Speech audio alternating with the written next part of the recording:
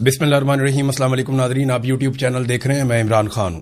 ناظرین، جیل میں قیدی نمبر 804 کے حوالے سے میں آپ کو ایک خبر دیتا ہوں، اور یہ جو آپ کو میں خبر دے رہا ہوں یہ بالکل کنفرم ہے، میری بات ہوئی ہے براہ راست، یعنی میں اب سورس آپ کو بالکل آئیڈیا بھی نہیں دینا چاہتا، کیونکہ اتنی سختی کی گئی ہے اور حالات کو اتنا کنٹرول کیا گیا ملٹری اسٹیبلشمنٹ کی جانب سے کہ اب تو ذرا سی کوئی چیز باہر آنے نہیں دیتے۔ میں نے آپ کو پچھلے دنوں بتایا تھا کہ بشرا بی بی کی اگر اپنے بچوں سے ملاقات بھی ہوتی ہے، وہ بھی اب بند ہے، کچھ 4 ہفتے ہو گئے ملاقات نہیں ہونے دے رہے، تو بشرا بی بی سے بھی حلف لیا جاتا ہے اور ان کے بچوں سے بھی حلف لیا جاتا ہے کہ آپ دونوں میں سے کوئی بھی خان صاحب کے بارے میں بشرا بی بی بات نہیں کرے گی اور بچے باہر جا کے کوئی بات ہی نہیں کریں گے۔ خاص طور پہ ان سے کہا گیا کہ جو بشرا بی بی کی ایک بہن ہے مریم بٹو، وہ کوئی سٹیٹمنٹ بالکل اپنے ٹویٹر کے اوپر بھی نہ دیں۔ تو فیملی نے ان سے بھی ریکویسٹ کی اور اس کے بعد انہوں نے بھی کوئی سٹیٹمنٹ نہیں دیا۔ لیکن میں آپ کو جیل کے حوالے سے کچھ چیزیں بتا دیتا ہوں بڑی کلیئرلی۔ نمبر 1 تو یہ ہے کہ بشرا بی بی کی صحت بہت خراب ہے اور ان کی ایک آنکھ بہت بری طرح متاثر ہوئی اور ان کی دوسری آنکھ بھی افیکٹ ہوئی ہے۔ ڈاکٹر نے بشرا بی بی کو کہا کہ آپ کی دوسری آنکھ کا بھی لیزر کرنا پڑے گا اور اس کو بھی علاج کی ضرورت ہے، وہاں سے بھی پانی بہتا رہتا ہے، اور جو ایک آنکھ ہے وہ 3 مہینے تک اس کو جو ہے وہ لگ بھگ ایسے ہی ہے جیسے وہ آنکھ بند ہے اور وہ کام نہیں کر رہی۔ بشرا بی بی وہاں پہ چلاتی رہی بار بار، اور انہوں نے اللہ اور رسول کے واسطے دیے وہاں موجود عملے کو، اور انہیں بار بار یہ کہا کہ میری آنکھ خراب ہو رہی ہے، مجھے بہت شدید تکلیف ہے، کسی ڈاکٹر کو بلا دیں۔ لیکن عملے نے بالکل کوآپریٹ نہیں کیا، بلکہ وہاں جو عملہ موجود ہے ان میں ایک جو عملے کی انچارج ہے خاتون، مریم اس کا نام ہے، میں آپ کو کنفرم کر دیتا ہوں، خاتون کا نام ہے مریم۔ یہ جو وہاں پہ عملہ بشرا بی بی والے بلاک کو دیکھتا ہے یا وہاں پہ وہ موجود رہتا ہے سیکیورٹی پہ، کیونکہ وہاں خواتین کی جیل میں خواتین کا عملہ ہوتا ہے، تو وہ مریم نامی خاتون آفیسر ہے وہاں پہ، اس نے بہت ناک میں دم کیا ہوا ہے اور وہ بہت بدتمیزی کرتی ہے بشرا بی بی کے ساتھ۔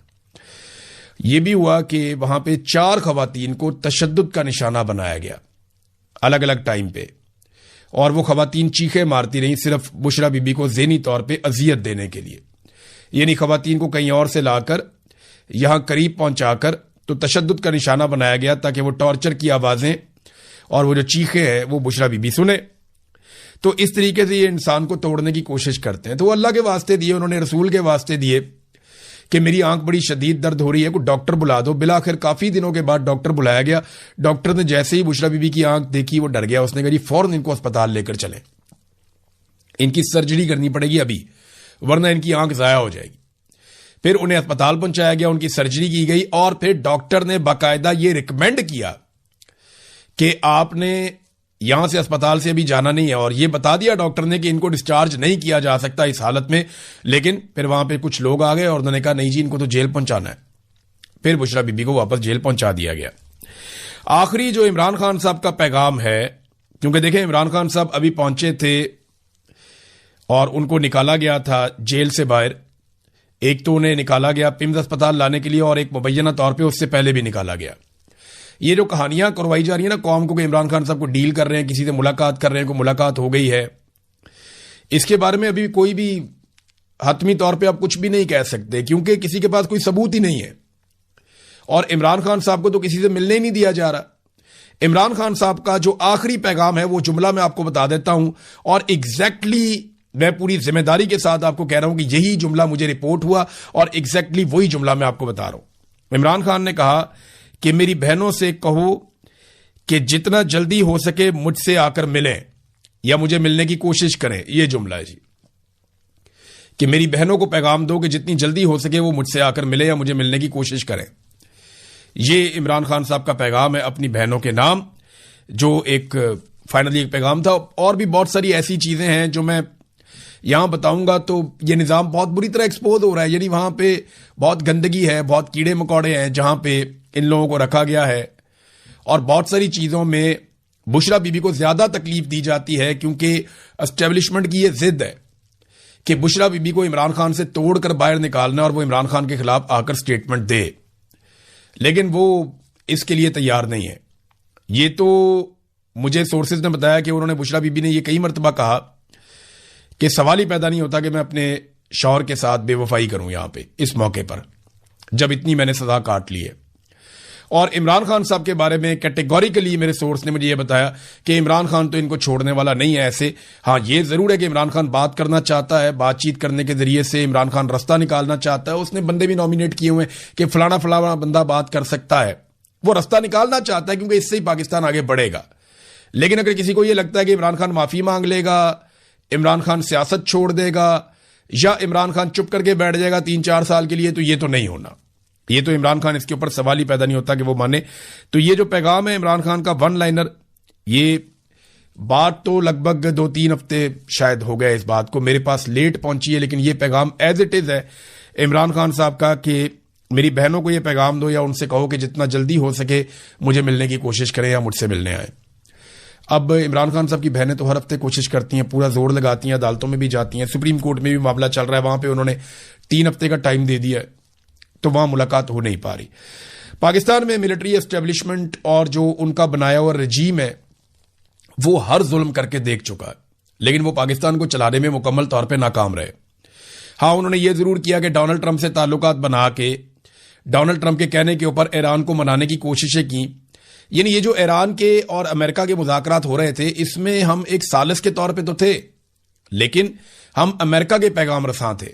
یعنی ہماری کوشش یہ تھی کہ امریکہ جو مانگ رہا ہے وہ ہم ایران کو لے کر دیں. جب قطری آئے تو انہوں نے ایسی ثالثی کی جس میں ایران کو بھی ملا، امریکہ کو بھی ملا. یعنی ڈونلڈ ٹرمپ کو کچھ فیس سیونگ مل گئی، جبکہ ایران کو بہت سارا کچھ مل گیا جو وہ پہلے اس کا اندازہ نہیں تھا انہیں.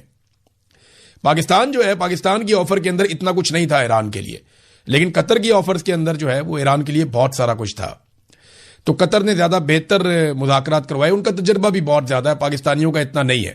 دیکھنا اگر عاصم منیر اور شہباز شریف ڈونلڈ ٹرمپ کا کام کرنے میں کامیاب ہو جاتے، مکمل طور پہ جو ڈونلڈ ٹرمپ کو چاہیے تھا، جو انہوں نے اس سے وعدے کیے تھے، اگر یہ اس کو ایز اٹ از وہ سارا کچھ دینے میں کامیاب ہو جاتے، گو کہ انہوں نے کوشش بہت کی، تو ڈونلڈ ٹرمپ ہو سکتا ہے پاکستان ہی آ جاتا ٹرافی اٹھانے کے لیے.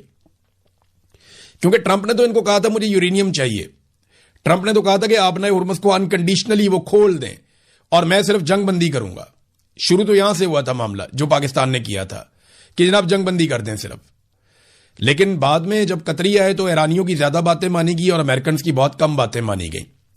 تو پاکستان کے اندر یہ تقریب نہیں ہوئی، اس کا بڑا افسوس ہوا. پھر اس کے بعد یہ تقریب چلی جاتی ہے سوئٹزرلینڈ میں، جنیوا میں، اور پھر شہباز شریف صاحب تیاری شروع کر دیتے ہیں کہ میں جا کے وہاں پہ میزبان بن جاؤں گا اور میں میزبانی کروں گا اور باقی سارے جو ہیں وہ میرے پیچھے چلیں گے. انہوں نے جا کے وہاں پہ بکنگ شوکنگ کر لی، وہاں اپنے بندے بھی بھجوا دیے، وہاں تیاریاں شروع کر دی گئیں اور انہوں نے ریہرسل شروع کر دی کہ یہاں پہ یہ کیا جائے گا. شہباز شریف کی تقریر بھی لکھ لی گئی، فیلڈ مارشل نے کیا کرنا یہ بھی کر لیا گیا. لیکن ان کی انفارمیشن سے باہر 2 دن پہلے ہی معاہدے کے اوپر دستخط ہو گئے. ٹرمپ نے بھی دستخط کر دیے اور دستخط کر دیے ایرانی صدر نے بھی، اور انہوں نے معاملہ لپیٹ کے سائڈ پہ رکھ دیا. اب یہ وہاں کیا لینے جاتے، قوم کا پیسہ ہی ضائع کرنا تھا نا، جو انہوں نے پہلے بھی بہت پیسہ ضائع کیا. تو ڈونلڈ ٹرمپ نے جو ہے وہ معاملہ لپیٹ دیا، ایرانیوں نے بھی لپیٹ دیا، اور اب یہ بیٹھے ہیں سر پکڑ کے کریں کیا. اب اگر یہ وہاں جاتے ہیں اس سرمنی کو کروانے کے لیے تو یہ تو آلریڈی ہو چکی ہے، تو پھر یہ کیوں جا رہے ہیں، کیوں جانا چاہتے ہیں. لہذا یہ دورہ منسوخ ہو گیا شہباز شریف کا، اور انہیں بتایا گیا کہ آپ ایک ٹیشو پیپر ہیں، آپ کو ٹیشو پیپر کی طرح استعمال کرنا ہے. اگر آپ اچھی طرح ہمارا گند اٹھائیں گے تو آپ کی تھوڑی دیر کے لیے آپ کی عزت رہے گی، آپ ہماری جیب میں رہ سکتے ہیں. لیکن اگر آپ نے کام نہ کیا تو آپ کو ٹیشو پیپر کی طرح استعمال کر کے پھینک دیا جائے گا. بس اتنی اوقات ہے. اور جہاں تک تعریف کا معاملہ ہے تو ڈونلڈ ٹرمپ اور ان کی انتظامیہ کی جانب سے یہ ان کو یقین دہانی کروائی گئی ہے، شہباز شریف کو اور فیلڈ مارشل کو، کہ آپ کو کمپنسیٹ کر دیں گے، بے فکر رہے، بہت جلدی کر دیں گے. یعنی بہت جلدی آپ سنیں گے ڈونلڈ ٹرمپ بہت تعریف کر رہا ہوگا شہباز شریف کی یا فیلڈ مارشل کی، تو ان کو کمپنسیشن مل جائے گی. ایسا نہیں ہے کہ کمپنسیشن نہیں ملے گی. اور جو پاکستان میں گالم گلوچ کی جا رہی ہے اس سارے ماحول میں، یا غصہ اتارا جا رہا ہے، وہ ایرانی قیادت کے اوپر اتارا جا رہا ہے کہ شاید وہ اس کے لیے راضی نہیں تھے کہ تقریب کی جائے. دیکھیں وہ سیلیبریشن موڈ میں ہے ہی نہیں.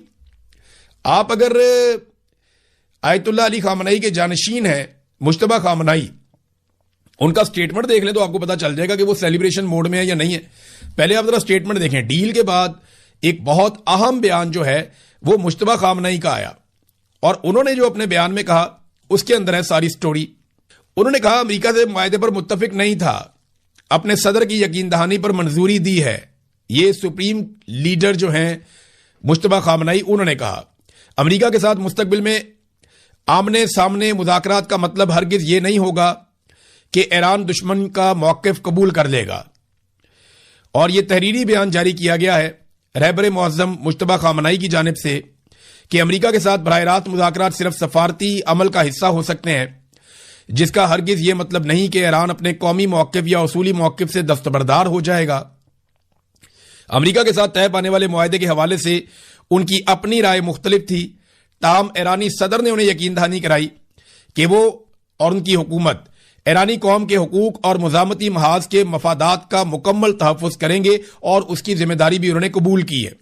مجتبیٰ خامنئی نے مزید کہا کہ ایرانی صدر کی اس یقین دہانی اور ذمہ داری قبول کرنے کے عہد کی بنیاد پر ہی میں نے معاہدے کی منظوری دی ہے. پھر انہوں نے خبردار بھی کیا امریکہ کو کہ اگر امریکہ اس معاہدے پر عمل درآمد کے دوران لالچ یا اضافی مطالبات کرنے کی کوشش کرے گا تو ایران اسے کسی صورت قبول نہیں کرے گا. ایران معاہدے کی ان ہی شقوں کا پابند رہے گا جن پر دونوں ممالک کے درمیان اتفاق ہوا ہے, تاہم کسی بھی یک طرفہ دباؤ یا نئی شرائط کو قبول نہیں کیا جائے گا. یہ جناب خامنئی نے کہہ دیا.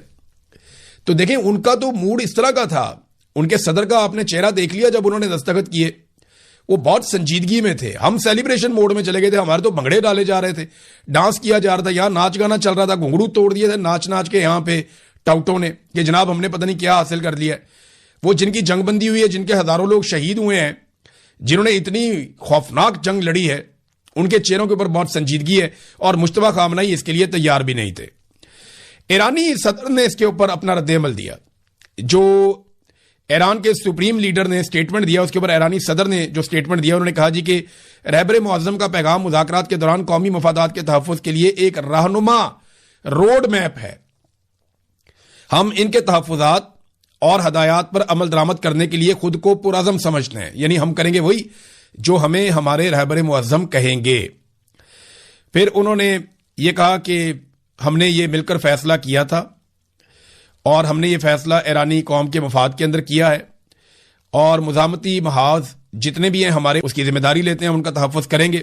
بلا شبہ حکام کے لیے ریڈ لائن قومی مفادات اور بہادر ایرانی قوم کے وقار, عزت اور طاقت کا تحفظ ہے, اور مذاکراتی ٹیم کی جانب سے گفتگو کی باریکیوں پر بھرپور توجہ اور قادر مطلق کے فضل و کرم پر پختہ امید کے ساتھ ایک عظیم فتح حاصل ہوگی انشاءاللہ.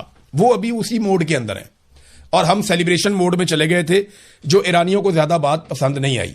انہوں نے کہا جی ہمارے یہاں پہ اتنے بندے شہید ہو گئے ہیں, اور یہ اتنا سنجیدہ معاملہ ہے, اور یہ خطے کے چودھری بننے کے چکر میں وہاں پہ تقریبات منعقد کر رہے ہیں. انہوں نے وہاں ڈونلڈ ٹرمپ کی تعریفوں کے زمین آسمان کے کلابے ملا دینے تھے. ایرانیوں نے وہاں بیٹھ کے منہ دیکھنا تھا کہ یہ کیا کر رہے ہیں. ادھر ڈونلڈ ٹرمپ نے جو ہے وہ اپنا کوئی کھیل کھیل دینا تھا. اگر ڈونلڈ ٹرمپ نہ آتے تو جو امریکی آتے وہ بھی کچھ نہ کچھ کرتے. میڈیا کے اندر تو وہ بہت تیز ہیں, لہٰذا میرے خیال میں ایرانیوں نے سمجھداری کا مظاہرہ کیا, اور امریکنز بھی کوئی اتنے دلچسپی نہیں رکھ رہے تھے کہ پاکستان کی سربراہی میں یا پاکستان کی میزبانی میں وہ سارے آ کر بیٹھ جاتے. تو جناب شہباز شریف صاحب کا دورہ تو ہو گیا منسوخ, اور قوم کے پیسے بچ گئے, قوم کو مبارک ہو. اب وہ جو وہاں پہ رنگ روٹ بھیجے ہوئے نا, ان ساروں کو واپس بلوا لیں, تاکہ وہ بھی قوم کا مزید پیسہ وہاں پہ سوئٹزرلینڈ کے اندر ضائع نہ کریں. ناظرین, پیٹرولیم مصنوعات کی قیمتوں میں اب کمی کا اندیا دیا جا رہا ہے کہ کیونکہ جنگ بندی ہو گئی ہے تو پیٹرولیم مصنوعات کی قیمتوں میں کمی کی جائے گی. جنگ سے پہلے پیٹرولیم مصنوعات کی قیمتیں جتنی تھیں اب تقریباً اتنی ہو چکی ہیں. یہ لگ بھگ 75 یا اس سے بھی نیچے کچھ لوگ رپورٹ کر رہے تھے. میں نے ابھی ایگزیکٹلی دیکھا نہیں ہے, جب لاسٹ ٹائم میں نے دیکھا تو یہ لگاتار نیچے آ رہی تھی اور 75 کے آس پاس پہنچی ہوئی تھی. تو اتنی تیزی سے اگر یہ پیٹرولیم مصنوعات کی قیمتیں نیچے گر رہی ہیں تو یہ تو لگ بھگ 40% کم ہو گئی ہیں. تو پاکستانیوں کو کتنا ریلیف ملا. جب تھوڑی سی قیمت بڑھی تھی تو انہوں نے اٹھا کر پیٹرول کو پہنچا دیا تھا 450 روپے تک لیٹر پہ یہ لے گئے تھے, اور اب انہیں اس کو کم سے کم 200 روپے سے نیچے لے کر آنا چاہیے. کیونکہ عمران خان صاحب کے دور حکومت میں جب عالمی منڈی میں پیٹرول $100 فی بیرل سے بھی زیادہ قیمت پہ مل رہا تھا تو عمران خان صاحب بیچ رہے تھے 150 روپے لیٹر کا. آج یہ پیٹرول جو ہے اس سے بھی بہت کم قیمت پہ, یعنی جتنے کا عمران خان صاحب لے رہے تھے اس سے 30% کم قیمت پہ آج مل رہا ہے. تو پھر انہیں چاہیے کہ یہ عمران خان کے دور سے 30% کم نہیں کرتے قیمت, تو 200 کے اندر تو کم سے کم لے آئے. یا عمران خان صاحب کے دور کے مطابق تو لے آئے، لیکن انہوں نے آئی ایم ایف کے ساتھ وعدے کر لیے ہیں اور عوام کے اوپر لیویاں لگا کے پیسے اکٹھے کرنے کا فیصلہ کیا ہے، کیونکہ یہ سب سے آسان طریقہ پیسہ اکٹھا کرنے کا۔ پاکستان میں کوئی ٹرسٹ کرتا نہیں ہے، کاروبار چلتا نہیں ہے، کوئی انویسٹمنٹ لے کر آتا نہیں ہے، لوگ پیسہ نکالنے کے لیے اور ٹیکس دینے کے لیے تیار نہیں ہے، کاروبار ہوگا تو ٹیکس ہوگا۔ تو ایسے میں سب سے آسان طریقہ یہ ہوتا ہے کہ آپ بجلی پہ، گیس پہ، پیٹرول پہ اضافی ٹیکسز اور لیویاں لگا دیں اور لوگوں کی جیبیں کاٹیں۔ یہی اس وقت یہ حکمران کر رہے ہیں، ان کے پاس اس کے علاوہ اور راستہ کوئی نہیں ہے۔ بہرحال دیکھتے ہیں، سننے میں آ رہا ہے کہ 50-55 روپے کم کریں گے، ویسے انہیں جو کم کرنا چاہیے کم سے کم بھی 170-180 روپے ان کو پیٹرول کی قیمت کم سے کم فوری طور پہ کم کرنی چاہیے۔ ناظرین، انوار الحق کاکڑ نے ایک سٹیٹمنٹ دیا۔ میں انوار الحق کاکڑ صاحب کو ایک لالچی آدمی سمجھتا تھا، میں انہیں ایک مفاد پرست انسان سمجھتا تھا، کیونکہ جب وہ ہمارے ساتھ بیٹھتے تھے اسلام آباد میں چائے کے ڈھابوں پہ تو وہ بلوچوں کے اور پشتونوں کے حقوق کی بات کرتے تھے۔ اس وقت وہ بات کرتے تھے انسانیت کی، بلوچوں اور پشتونوں پہ ہونے والے ظلم کی بات کرتے تھے۔ لیکن وہی انوار الحق کاکڑ جیسے ہی اس کو وزارت عظمیٰ آفر کی گئی، نگران وزیر اعظم بنایا گیا، تو اس نے اپنا اصل رنگ دکھایا اور وہ ایک مفاد پرست ثابت ہوا۔ اب کاکڑ کا سٹیٹمنٹ آپ دیکھیں، کاکڑ نے کہا کہ اگر سمیع الدین بلوچ یا کوئی اور ایکٹیوسٹ یہ سمجھتے ہیں کہ ان کے کسی پیارے کو کسی نے مسنگ کیا ہوا ہے یا جبری طور پہ لاپتہ کیا ہوا ہے تو عدالت میں جائیں، ان کے خلاف ایف آئی آر کروائیں، نام دیں کہ میجر محمد علی نے یہ کیا ہے اور انہیں پھانسی لگا دیں، کیونکہ ہمارا ماننا ہے کہ ہمارے کسی ادارے نے ایسا کوئی کام نہیں کیا۔ شرم آنی چاہیے آپ کو کاکڑ صاحب، اور شرم سے ڈوب مرنا چاہیے آپ کے اندر اگر تھوڑی سی بھی غیرت ہو تو۔ کتنے بے شمار لوگ جبری طور پہ لاپتہ کیے گئے، میں خود جبری طور پہ لاپتہ ہوا، مجھے آصف منیر صاحب کے رجیم میں آئی ایس آئی نے جبری طور پہ لاپتہ کیا، اور اس وقت بھی میں لاپتہ تھا جب آپ پاکستان کے وزیر اعظم بنائے گئے تھے نگران۔ میرے گھر والوں نے ایف آئی آر کروائی تھی، کیا بنا اس ایف آئی آر کا؟ کچھ بھی نہیں کیا گیا۔ میں عدالت کو آوازیں دیتا رہا کہ مجھے بلا کر سنو، جج میرا مذاق اڑاتے رہے، مجھے بلا کر قاضی فائد عیسیٰ نے، جو پاکستان کا سب سے بڑا جج ہے، اس نے بھی مجھے سننا گوارا نہیں کیا۔ میں ایک دن چل کے پولیس اسٹیشن گیا، وہ پولیس اسٹیشن والے پولیس اسٹیشن سے باہر چلے گئے۔ میں نے کہا مجھے ایسے نے اغوا کیا، کاروائی کرو گے؟ وہ پولیس اسٹیشن چھوڑ کے چلے گئے، انہوں نے کہا جی ہم یہاں بیٹھتے ہی نہیں، آپ بیٹھیں۔ یہ حالات ہیں آپ کی پولیس کے۔ میں جاؤں گا جا کے پولیس کو کہوں گا ایف آئی آر درج کرو آئی ایس آئی کے خلاف، مجھے انہوں نے اغوا کیا ہے، کون سا پولیس والا ایف آئی آر دے گا؟ کاکڑ صاحب شرم آنی چاہیے آپ کو، ڈوب کے مر جانا چاہیے آپ کو شرم سے۔ آپ مذاق اڑاتے ہیں لوگوں کا، آپ کو جبری طور پہ 10 دن گمشدہ کیا جائے نا، آپ کی چانگڑیں نکل جائیں، آپ کے بچوں کو جبری طور پہ لاپتہ کر کے ٹارچر کیا جائے تو آپ کو پتا چلے کہ جبری گمشدگی ہوتی کیا ہے۔ دہشت گردی کے نام کے اوپر آپ نے سویلینز کو اٹھا لیا، عام لوگوں کو اٹھا لیا آپ نے، جس کو آپ نے اٹھانا ہے آپ عدالت میں پیش کریں۔ یہ کیا طریقہ واردات ہے؟ شاعروں کو جبری طور پہ لاپتہ کر دیا، صحافیوں کو جبری طور پہ لاپتہ کر دیا، پولیٹیکل ایکٹیوسٹ ہیں ان کو جبری طور پہ لاپتہ کر دیا، جو نارمل ایکٹیوسٹ ہیں ان کو جبری طور پہ لاپتہ کر دیا۔ کتنے لوگوں کے ساتھ آپ نے یہ کیا؟ اظہر مشوانی کے بھائیوں کو آپ نے جبری طور پہ لاپتہ کیا۔ اظہر مشوانی نے آگے ہائی کورٹ کے اندر سٹیٹمنٹ دیا ہوا ہے کہ مجھے کس طرح اغوا کیا اور ایجنسیوں نے کیا کیا میرے سے سوالات کیے، اس کے اوپر کیا ہوا۔ ایسے سزا ہو جاتی ہے کسی میجر کو، ایسے پکڑا جاتا ہے؟ میں لیتا ہوں نام، آپ کروائیں کاروائی۔ بریگیڈیئر فائق ہے، اس نے میرے اوپر ٹارچر کیا تھا، کروائیں نا کاروائی اس کے اوپر۔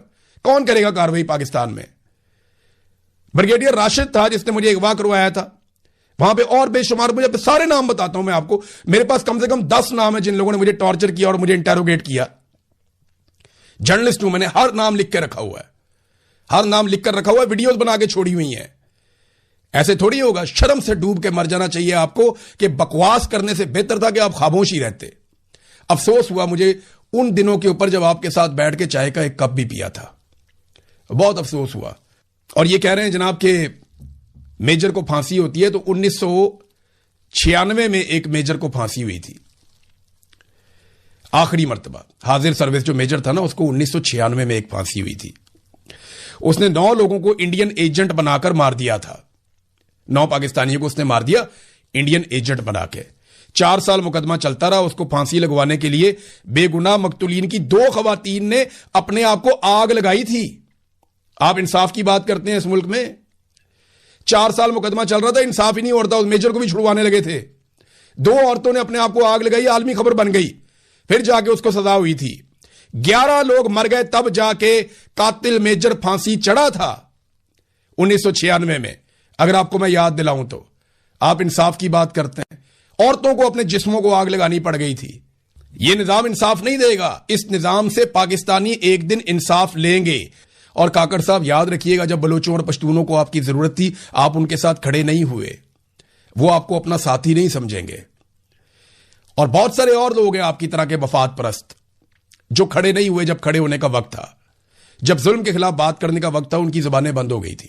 ناظرین ایک اور میں خبر آپ کو دیتا ہوں. میں نے پچھلے ویلاگ میں آپ کو کہا کہ بلاول نے سٹیٹمنٹ دیا کہ یہ مخصوص نشستیں بنا دی جائیں، مہاجرین والی سیٹیں، ایک اچھا آئیڈیا تھا، لیکن پاکستان کے میڈیا پہ سے اس کو مٹایا جا رہا ہے.